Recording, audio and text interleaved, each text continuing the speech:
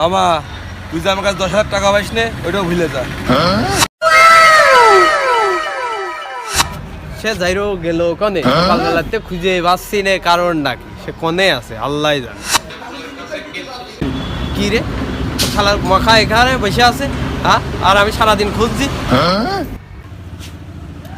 কি রে বাবা সকালবেলা করে তার খুঁজে বেড়াচ্ছি সারা এলাকা তুই চার দোকানে এই রোজা রমজান মাসে বসে রেখে কাহিনী দেখ। মামা রে তুই আসিস যখন ভালো করেছিস তা বিড়ি খাওয়া।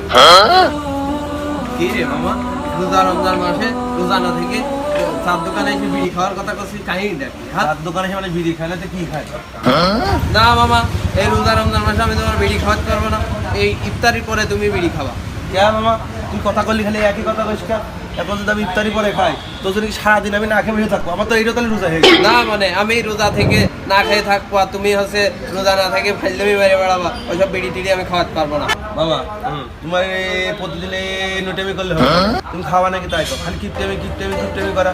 না এটার জন্য যদি আমার কিপটেমি না তুমি আমার কথা ভুলেই যাও তো তোমার সাথে আর আমার বিল বেশ দেওয়ার কোনো লাভ নেই। রোজা রমজান মাসে সবাই বিড়ি সিগারেট আমি খাওয়াতে পারবো না।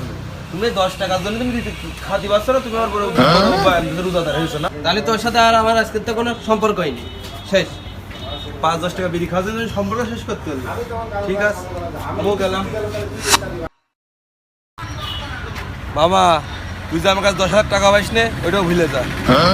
তুই আমার মামা হইছে তুই বিড়ি একটা খাবি কে তুই এক প্যাকেট খাবি তুই ওই দোকানে যা পাবি সব খাবি চল।